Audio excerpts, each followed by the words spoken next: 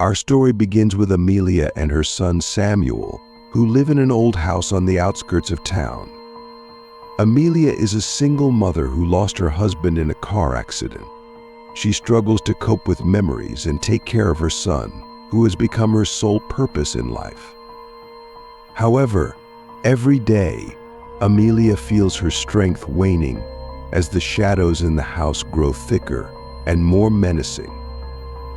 Samuel, a 6-year-old boy with a vivid imagination, begins noticing strange things around him.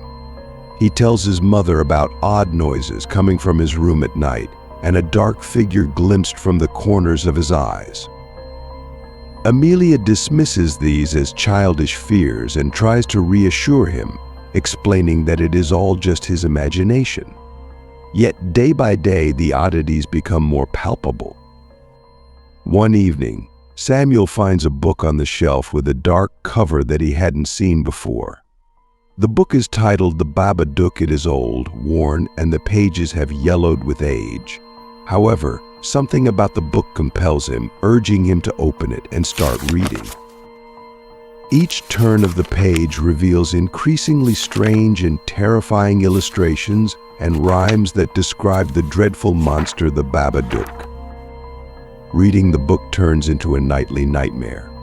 Each word, each rhyme instills fear in Samuel. He rushes to his mother to show her the book, but Amelia says she doesn't remember where it came from. She becomes uneasy about the strange content and the dark omens emanating from the book. Amelia decides to get rid of the book, but that night their home is enveloped in an ominous silence filled with a threatening atmosphere. Objects in the house begin to move on their own, doors open and close, and a faint scent of dampness and decay lingers in the air. Samuel becomes more frightened and insists that the Babadook has infiltrated their home. Every night turns into an ordeal for the family. Samuel's fears intensify, and he starts suffering from terrible nightmares. In these dreams, he sees the shadow of the Babadook approaching his bed, extending its long, bony fingers. Amelia notices that this terrifying figure also starts appearing in her own dreams.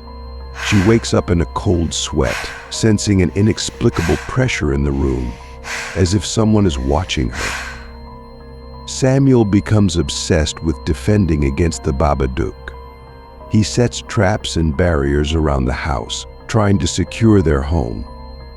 Amelia begins to feel an increasing sense of guilt and helplessness, seeing her son gradually lose his childhood calm and become paranoid.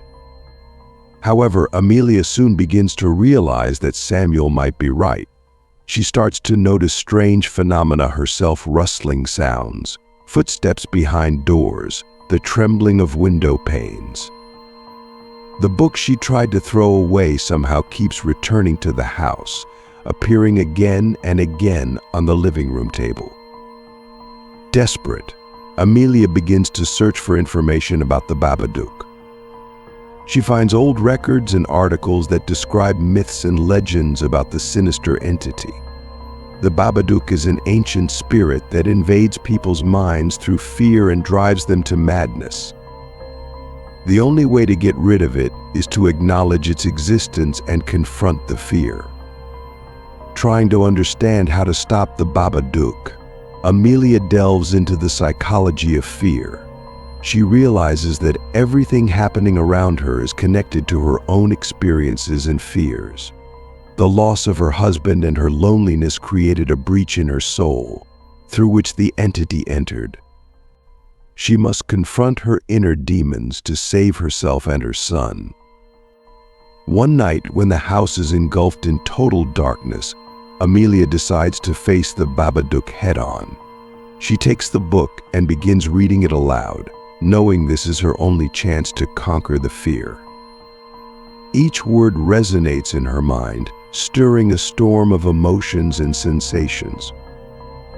At this moment, the shadow of the Babadook comes to life. It emerges from the corners of the room, taking on a physical form. This is not just a shadow, but a dreadful creature with long claws and a faceless visage.